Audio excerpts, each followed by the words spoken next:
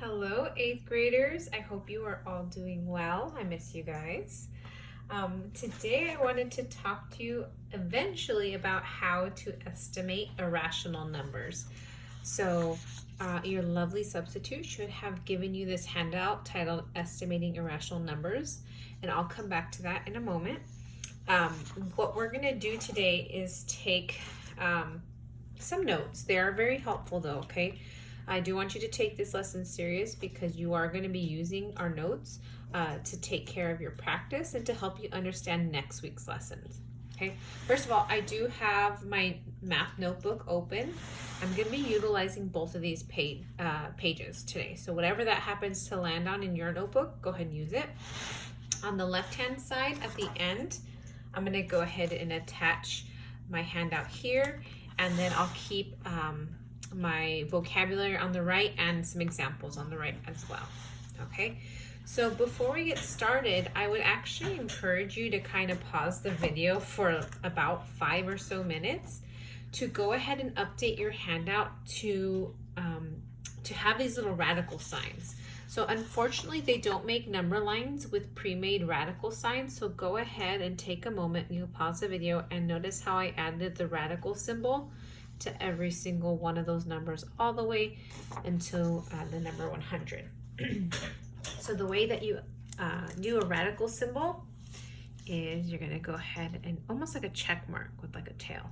So radical, radical. Okay, so go ahead and pause the video so you can update your number line. Okay, if you have honestly already done that, then what I'm going to go ahead and do is just introduce you to some key vocabulary. And most everything I'm about to review is technically a 6th grade standard, but it's been 2 years since we've done this. And also there was a pandemic. So let's talk about our first vocabulary word, perfect square. And as per usual, I'm going to try to color coordinate this. So anytime you see me using orange, that signifies a perfect square. Blue is going to be for square roots, and green is going to be for the radical symbol. Okay, first of all, what is a perfect square? Well, it's actually the square of an integer. The square of an integer. Okay, if you're anything like me, I hate it when people use the actual word that you're trying to define in the definition. So let's see if we can do this a little bit better. Okay, yeah, it's the square of an integer, but it's also a result of multiplying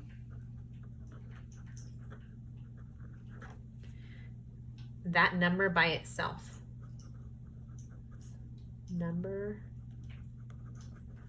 by itself, and I'll give you an example of that, a couple examples. Okay, so suppose we have the number 3. I want you to think of this as an actual square, hence the word perfect square. Okay, so imagine I have a square. I'm gonna do a rough sketch here. Ooh, that was very rough. Okay, just imagine that that was a square. And in math, you may even see this symbol to say that it's congruent, it's equal. So this is a square. And let's say I had a square that had a width or a height or length, however you want to say it, of 3. Okay, well, we know that the other side is 3. Now I want to talk about the area of this square. So way back when you learned how to find the area of a square by multiplying the sides together. So I know that the area of this square is 3 times 3, which is 9. Okay, 9 is a perfect square because it forms a perfect square as the area. Okay, another example of a perfect square could be like, I'm gonna draw another square a little smaller, maybe a 2 by 2 square. 2 times 2, that gives us an area of 4 square units, again, hence the word square. And so the number 4 is a perfect square. And I can go on and on and on. Maybe I want to show you a non-example, okay? Let me get my little post-it over here. Here's an example of something that is not a perfect square. the number 6, for instance, isn't a perfect square. So let's say I try to create, let's say I got this quadrilateral here. Let's say I'm trying to create a square with an area of 6. Well, there's no integer, there's no whole number that I can use as a dimension that would give me the answer 6. Yes, 2 times 3, for example, are integers that I can multiply to get an area that's 6, but it is not a square. So sad. Therefore, 6 is an example of a number that is not a perfect square. So sad. Okay, so we'll come back to that number in just a bit. All right, now square root. Now square root is the inverse or the opposite. The inverse sounds like the word reverse. The opposite operation of squaring.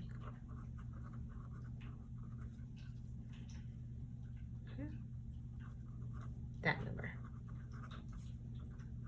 And again, these are your notes, so you could put hashtag in place of number. You can put OPP to stand for opposite, anything you want. Okay, so there we go. We have the inverse or the opposite operation of squaring that number. Okay, so I want to keep with the whole square theme here because that's helpful. So I'm gonna kind of duplicate the square I had before. Okay, so now let's go opposite. Suppose I gave you a problem that said, hey, I have a square and the area is 9. What would the square root be? Or what would the dimensions be of that square? Okay, the only number that you can multiply by itself and get the product 9 is the number 3. So notice here, the dimensions of that square, that's the square root, okay? Again, I'm gonna do not so drawn to scale here. Obviously, this is not drawn to scale. I'm gonna give you another square. Ooh, that could have been better. I'll give you a square. Let's see. A perfect square could be like the number 64. 64 is a perfect square. So I would think to myself, okay, what integer could I multiply by itself to get the product 64? Oh, that has to be the number 8. So 8 is the square root of 64. Okay? Think of a root as being like on a tree, right? The roots of the tree. Ready for me to draw a terrible tree, you guys? Oh gosh, this is, oh God, that could have been better. Oh man. Okay. Well, those are roots. Thank goodness I don't teach art. Okay, so roots are down, they're below, okay? They're below. So when you are working with perfect squares and perfect roots, just remember the square root is below, it's smaller than the perfect square. Also, can we just pretend like this tree never happened? All right, and lastly, we have the radical symbol. Well, the radical symbol, you saw me use it already, and it's this symbol here, okay? We use that to represent a square root of a number, or even a cube root or a fourth root, and so on and so forth.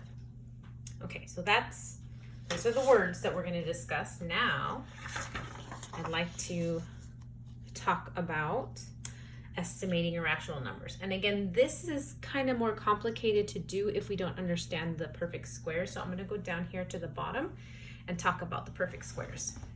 Okay. So what I have done, again, I kept in theme with the blue. The blue is representing square roots. If you want to follow along, great. What I've done to each one of my square roots is I put a square symbol. So there's like a little 2, little 2, little 2, little 2, little 2, and so on. I did that for 1 through 12. Again, pause the video at any point if I'm going too fast. Okay, now, way back in 6th grade, your 6th grade self should have remembered how to do this here. So perfect squares, you're gonna expand it out. This is like, again, taking a number and multiplying it by itself. So this is really 1 times 1, and 2 times 2, and 3 times 3, and so on and so forth. So I'm going to take a moment to go ahead and expand this out. And most often by 8th grade, you don't actually need to do this. But if you ever forget what a square is, I invite you to go ahead and expand out the expression, okay? Because sometimes I'll get students saying, oh, 4 times 4, or 4 squared is 8, and it's not 8, okay? So sometimes it helps to actually write out the expression to help make sense of it. Okay, so I'm gonna go back. I'm gonna modeling my perfect square in orange here. So 1 times 1 is 1. 1 would be a perfect square. It would create an area of a perfect square. 2 times 2 is 4.